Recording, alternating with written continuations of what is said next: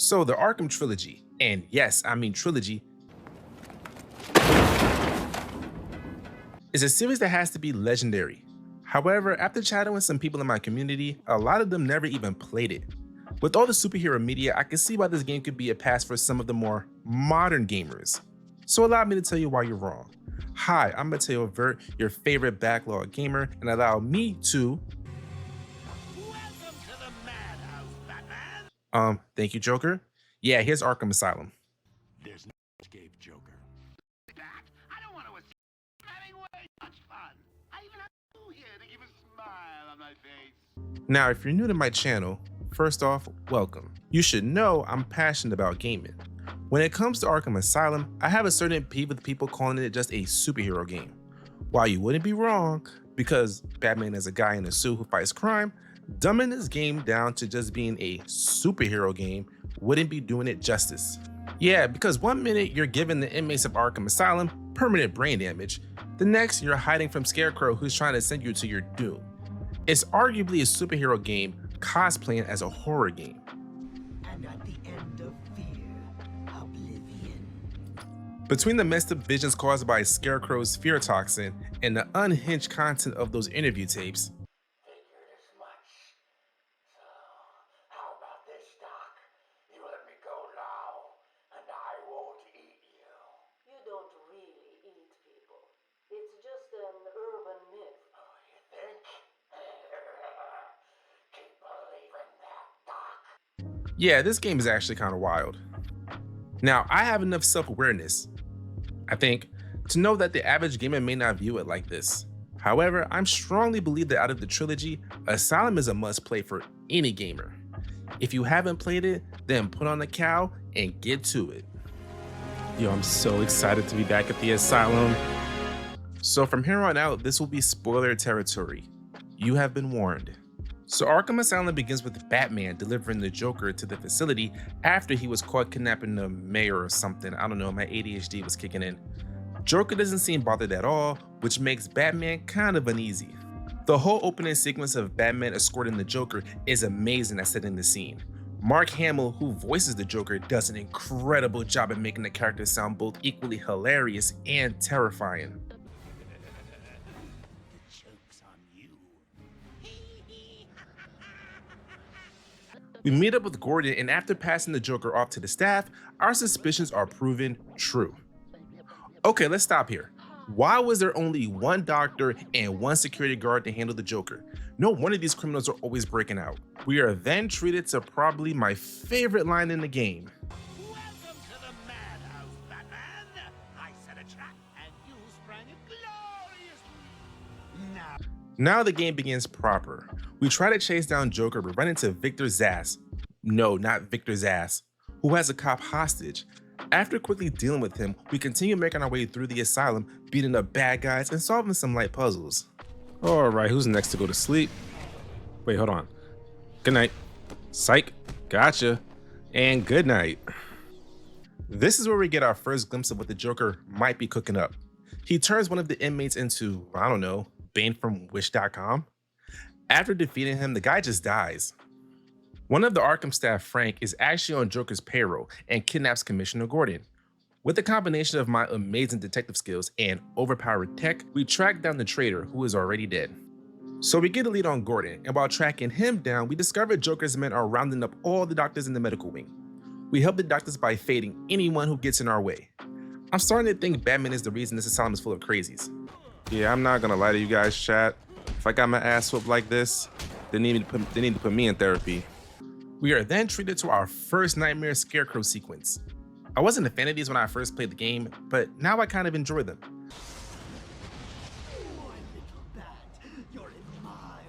Hey yo, somebody needs to put Scarecrow on a bulk.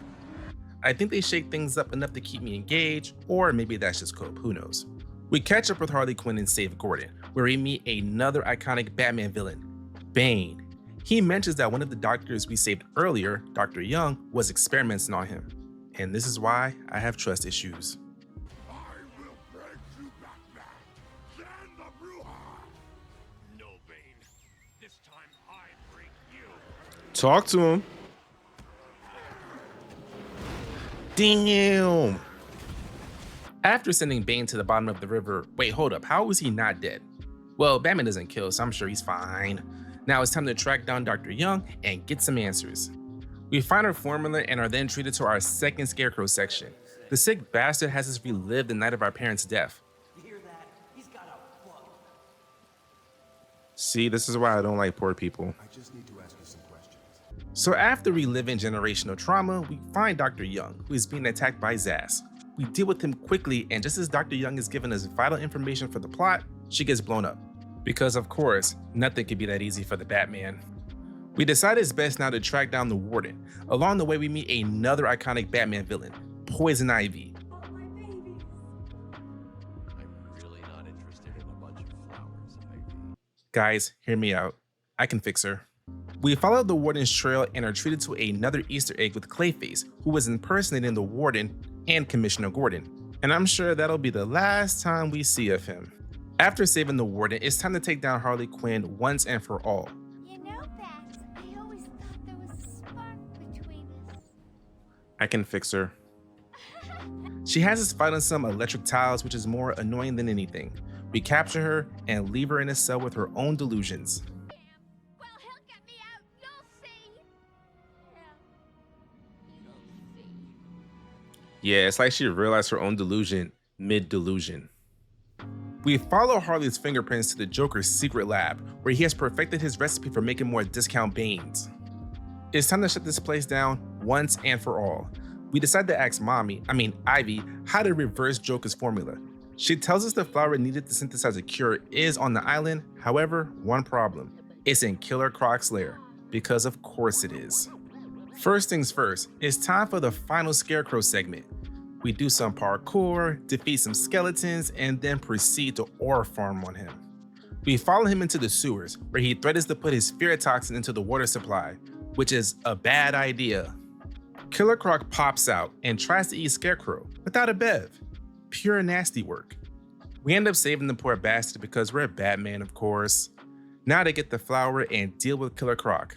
After securing what we needed, we give Killer Croc a lesson in Darwinism.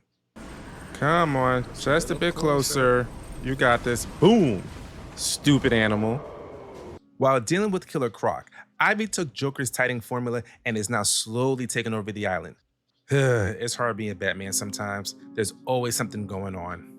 We take down Ivy in a kind of mid-boss fight, and now it's time for the finale. Stay up there, stay up there. Oh my lord. Yeah, I'm the one hurting.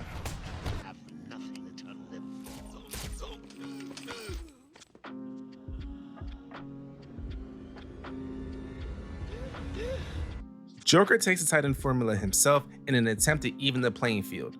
Bro clearly has not been paying attention to what's been happening tonight. He even injects us with the Titan formula. Because yeah, what Batman needs is steroids. Bruce uses the cure on himself and quickly shows the Joker that he ain't shit. Ready for the next round? Talk to him. I'll never let you win. Cause I'm Batman. Never. Boom. With the Joker taken down and recaptured, and all the prisoners back in their cells, I'm sure the events of this night will have no consequences on future events.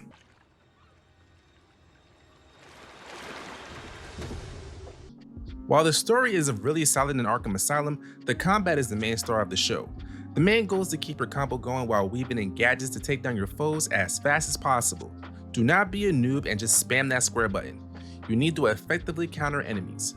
There will be times where you have to be more stealthy though, and the game gives you plenty of tools to make that happen. I remember sleeping on the batarangs when I was younger, but they are arguably the strongest gadget in the game. Other gadgets include the Batclaw, Batline, and sticky gel bombs to commit minor acts of terrorism. There are also sections with some light hacking that Spider-Man later rips off. And speaking of rip-offs, if you've ever played Shadow of Mordor, then the combat should feel very familiar. After 16 years, gameplay still feels smooth and buttery, and it only improves in Arkham City, but that's a story for another day.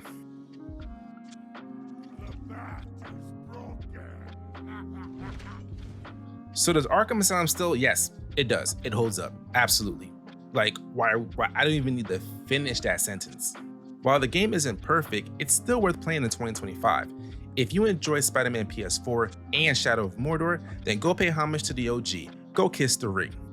If I had any gripes with the game, it would be that the boss fights are kinda boring.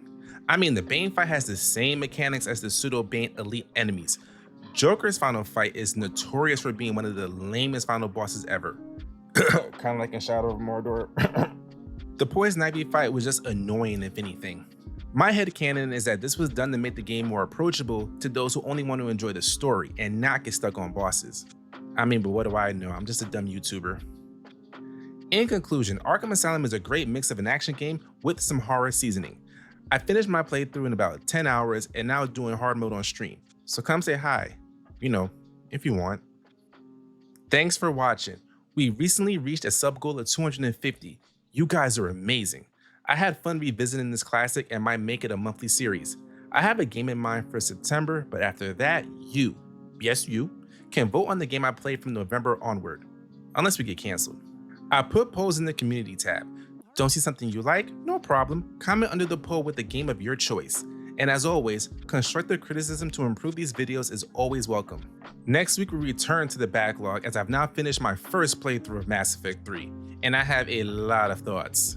Till next time, I'm Mateo Vert, your favorite backlog gamer, and you guys, stay safe.